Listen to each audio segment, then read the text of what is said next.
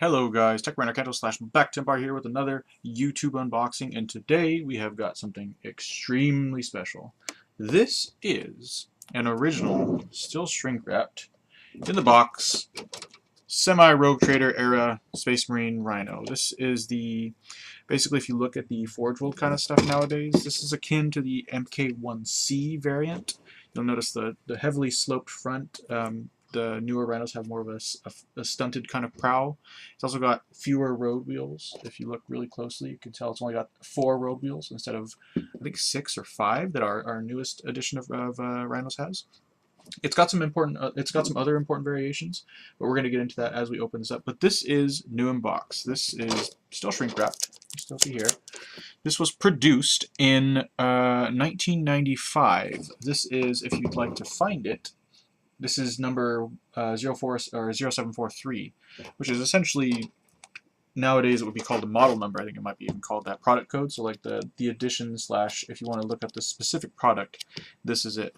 Manufactured, even got the batch number, made directly in the UK. So very special piece of kit here. I'm very excited about this, and I will go a little bit more into what it's going to be for in a while. But let us open this up. I honestly have to say that I'm a little upset with myself that I am going to do this, but I need it. I got this from a private retailer on eBay. Now, I'm going to be extremely careful with this because this is, as I said earlier, and as I'm going to keep saying and reiterating throughout the entire video, this is brand new. This is all from 1995, so very few of these left floating around. So let's try and keep the box and everything that we might want to save in pristine condition. So that's the paper off. This is the first time I've ever opened one of these, so we'll see how it goes. Looks like we have a traditional, so model making in general, model aircraft and stuff like that, they tend to slide off like this, which is what's happening. And this is quite nice. Very clean inside since it's been shrink wrapped. Has not been touched since 95 itself. This is actually only about 4 years younger than me. I have an akin with this model so far. I've got some kinship with it. So, first things first, this is our side panel, and you'll notice that it already has the track attached, which I kind of really like.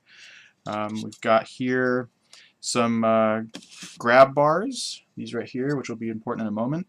This is a side panel hatch, just there, side panel hatch.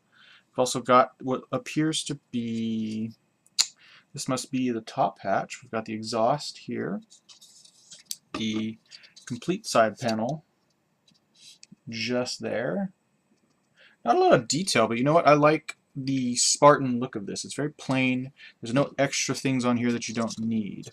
This is exactly the same as the other sprue. This looks like actually that it gives you 2 prows. So this is the front prow. Maybe you put them together.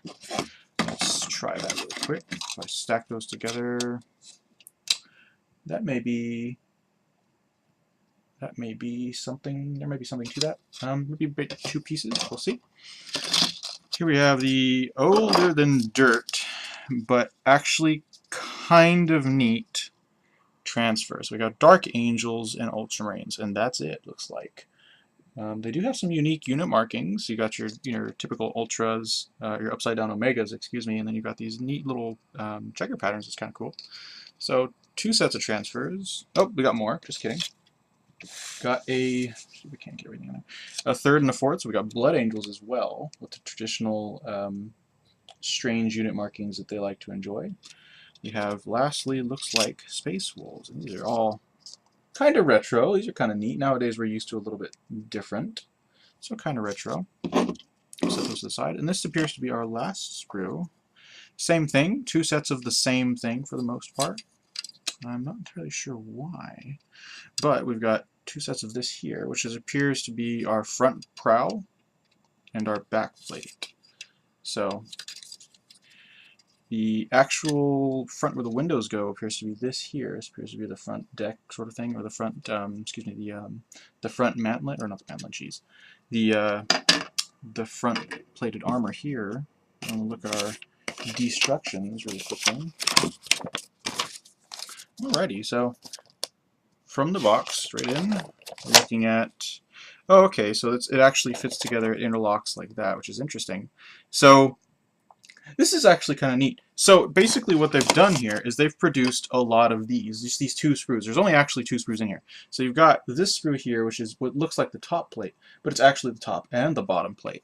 And they have a bunch of these screws, which is the side plate and the doodads. So there's only two screws, which is kind of neat. So if you look in the instructions again, you'll notice that you take the two, what looks like two top panels, and you put them together. But one of them has got the floor, and then one of them has got the roof, which is that's kind of ingenious. And then very simple, you just put the track assembly together like this here. Since there's no track to actually put together, you just put the two halves together, and then you put your exhaust with your side hatch, and it looks like the road lights right here.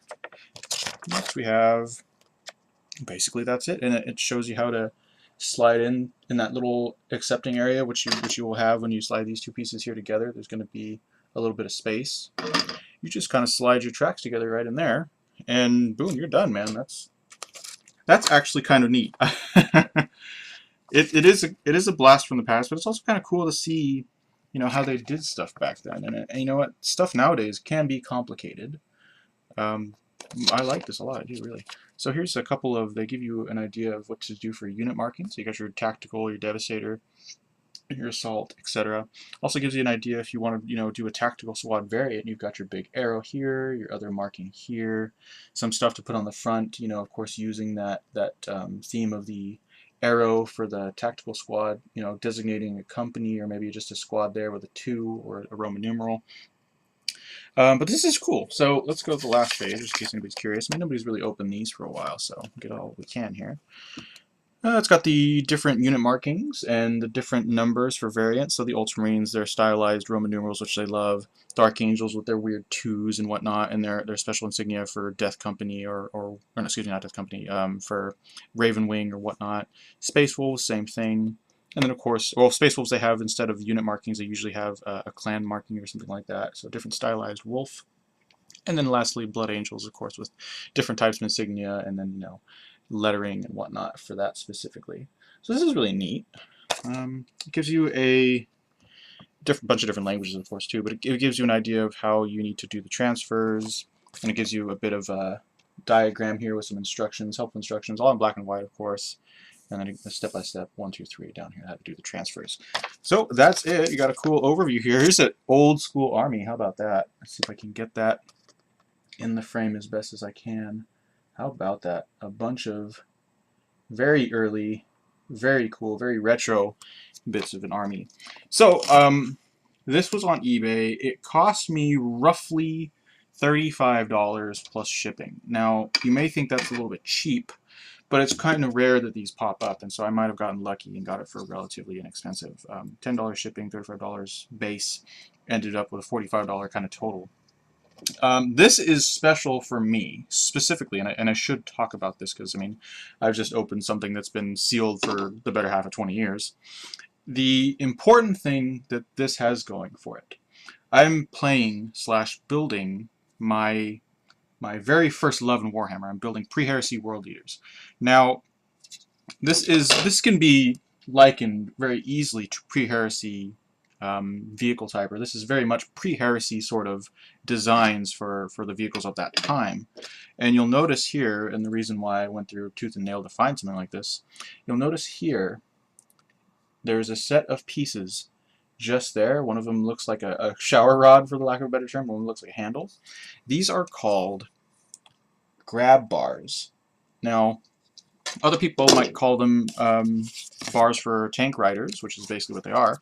If we look at our front picture here, our illustration, matter of fact, we get the color one, might be even easier. Our color illustration here, you'll be able to see that on the side of the vehicle there are these bars.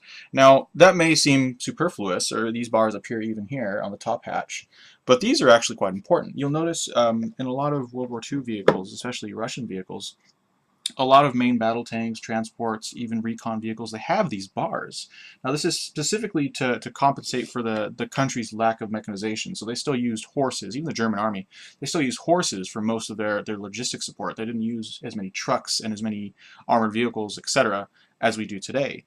And so these bars here are very much non-existent in today's vehicles, and even in models. The models you buy nowadays, they don't have stuff like that. And that's a really cool thing to have for something like World Eaters, because they rather eschew armored warfare, and they would prefer to just ride along on stuff like this to get to grips with the enemy as soon as possible and to start tearing people apart. And I really like that element. It adds a bit of depth to the army, but it also adds a bit of character. So these things, you can't get them anymore, of course. And so these simple bars, while you can make them out of little pieces of tubing and stuff, and I have seen how to do that, they add just a bit more flavor to what is essentially a pre-heresy vehicle. Now, I picked up 3 of these. One of them is coming from Greece, the other is coming from Missouri, which I will be doing a review on, and then this one here came from, I think, Minnesota, something like that. But a super, you know what, just a cool kit, really cool thing to see, especially coming from so long ago. It is actually, I don't want to use the word humbling, but it is ingenious how they used to do stuff. I mean, the track's already on. You don't have to worry about the tracks. And God, I hate doing tracks on anything. This idea of producing 2 sprues, and that gives you everything you need. I mean, just a cool kit. Really enjoy it. So this has been basically our MK1C. I hope I'm correctly assuming that. MK1C pattern Space Marine Rhino from Games Workshop. Matter of fact, here it says Games Workshop, and back in the day Citadel Miniatures. Kind of a neat thing. Brand new kit. Super happy with it. Really excited to get it painted up, and I can't wait to see it built and finished. So, hope you guys have enjoyed this piece of Warhammer 40,000 history. This has been Tech Marine Arcantos. I will see you guys next time. Cheers.